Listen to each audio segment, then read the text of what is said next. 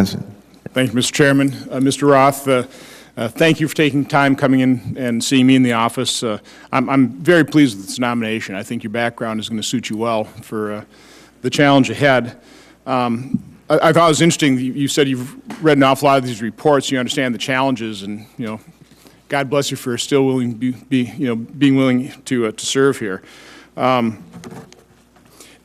Coburn started talking about how you're going to prioritize your activities here. Can you just talk about the criteria you're going to use in prioritizing the caseload? Sure. I have a deep background. There's always more cases than there are resources in the Department of Justice, so it's second nature to have to prioritize things. And typically the way we prioritize them is by risk. And not only sort of public safety risk, but I think the department is facing two challenges. One is, of course, to fight terrorism, which is an existential threat that we can never disregard or minimize. But there is also the threat that faces us with regard to the financial situation that we find ourselves. So the other way I would prioritize it is a threat to the taxpayer, the kinds of money that are going out and the potential savings that an investigation could have. So level of threat and then dollar value. Correct.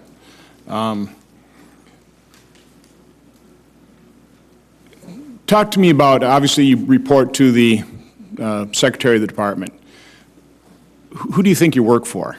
And can you just kind of, just in general, what your feeling is, if you understand the thrust of my question? I do, and this is something that I've had conversations with a number of inspectors general about, because that is the fundamental challenge of a position like this, is that you report to, not only you report to the Secretary of the agency in which you work, but you also report to Congress. It's a dual reporting requirement by statute. And ultimately, for me, I have to report to myself. I have to do the job that I believe that I was hired to do by the American people. And it's going to have to happen on a case-by-case basis, and I'll try to figure these things out as we go. We were talking earlier about how you handle reports and how the agencies, the time they're allowed to review the reports.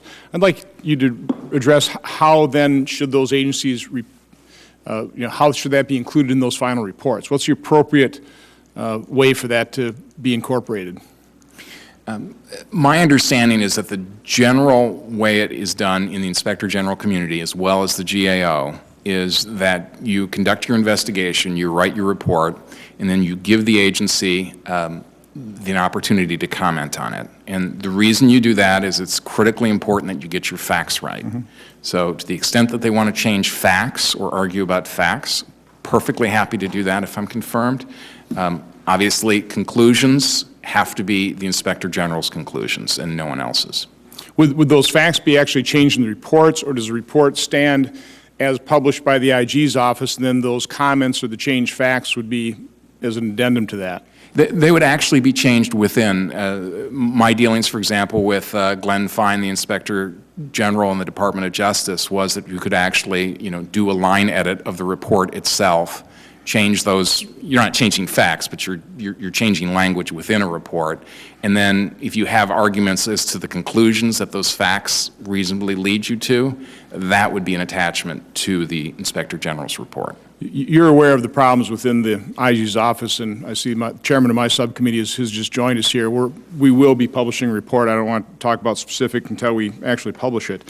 What would be your intentions in terms of how you'd handle a report? And maybe that's not a particularly fair question, but there are some real problems of independence, some improper behavior. Is that something you're going to be dealing with, or is that something you push off to SIGI? Or?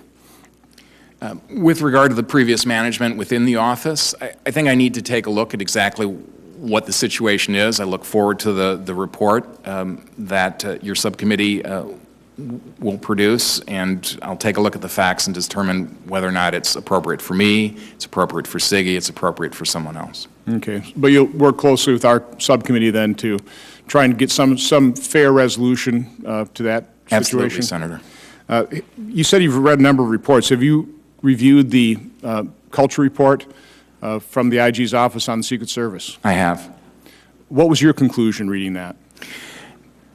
To be fair, Senator, I would really like to talk to the people who wrote that report and understand exactly what was going on before I comment on it. Okay. It did conclude that they did not find any evidence that misconduct is widespread in the U.S. Secret Service. Is that kind of the feeling you got from that report, that the report was substantive enough, that it was rigorous enough to be able to draw that conclusion? It's a long report, and I think there are facts on both sides of that conclusion. As you read that report, for example, the individuals who, for example, had witnessed solicitation of prostitution, none of them reported it to the supervisors, and the reason the vast majority of them did not report it is that they believed either that they'd be retaliated against or that nothing would occur. But again, I don't want to get into the substance of that report until I actually talk to the authors. Let me just go over a couple numbers, because I'm an accountant. I do like numbers. Sort of the basis of the conclusion was really a voluntary survey, and 83% or 41% of the personnel of Secret Service responded to that. So 41%. Of that, 83% said they weren't familiar with that kind of behavior, which means that 17% were familiar with that kind of behavior.